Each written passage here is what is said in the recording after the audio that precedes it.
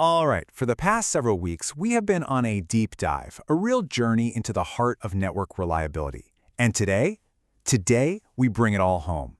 This is our capstone, our grand finale, where we're going to tie together all the biggest lessons from a whole decade of major system failures. It's all about making that huge shift from just reacting to problems to proactively building for resilience. Now, as you know, this entire six-part series was inspired by the work from Virtualization Options LLC. What we're going to do now is synthesize everything we've explored, connecting all the dots, from what causes these massive failures all the way to the smartest strategies for preventing them in the first place. So, here's the quick roadmap for our review. We're going to kick things off by remembering just how high the stakes are, the real cost of failure.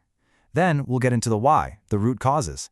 From there, it's all about solutions, how to prevent things, how to respond when they break anyway, and what we can learn from the absolute best in the business. And we'll wrap it all up by talking about you and the steps you can take. Okay, let's jump right in. In the very first part of our series, we really set the stage for why this all matters so much, and we did that by looking at the absolutely staggering cost of downtime. Do you remember this number? It's a big one. Gartner estimates that this is what a company loses, on average, for every single minute the network is down. $5,600. It's not some abstract concept. It's a real, immediate cash burn that starts the second things go wrong. And if you thought that was bad, just scale it up. For one single hour of an outage, you're looking at over $300,000. So you can see, we're not talking about minor inconveniences here. We're talking about massive financial events that can seriously hurt a company's bottom line. But as we talked about, the cost isn't just about money, is it? We looked at the huge ripple effect of that Amazon AWS outage back in 2020. This was real-world impact. E-commerce sites went completely dark during the busiest shopping season. Your smart home devices? Well, they suddenly weren't so smart anymore. And for businesses, everything just ground to a halt for more than 11 hours. Okay, so after we've fully grasped the stakes, part 2 of our series naturally led us to the big question. Why? Why did these massive, catastrophic failures even happen to begin with? And the number one cause we found is, honestly, often the most surprising one. You know, it's really easy to point fingers at the tech, but study after study shows that a huge chunk, we're talking 60 to 80% of major outages, involve us, human error. A simple little misconfiguration during some routine work can be the tiny spark that burns the whole system down. We also got into how the very design of a system plays a massive role. These older, monolithic systems are just incredibly fragile. Think of it like those old-school holiday lights, right? One bulb goes out and the entire string goes dark. It's so frustrating. In contrast, modern microservices are like having a bunch of independent light bulbs. If one fails, no big deal. The rest just stay on, containing the problem so it doesn't become a catastrophe. You know, understanding those causes was the perfect setup for part 3. That's where we really pivoted from just analyzing problems to actively preventing them. This is all about getting out of that frantic, reactive firefighting mode and into a much smarter, proactive, resilient way of thinking. And this is just a brilliant example of a key prevention tactic we covered, the canary rollout.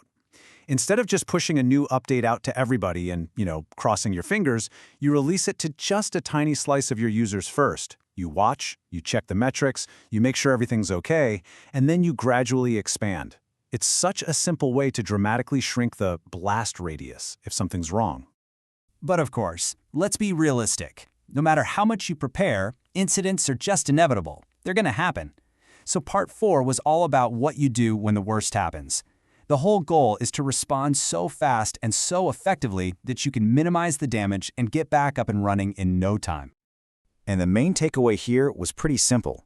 A disaster recovery plan that you haven't actually tested, it isn't a plan. It's a piece of paper. It's a hope. A truly effective response is built on clear instructions, automation to take human error out of the equation when you're under pressure, and, this is the most important part, regular, realistic drills.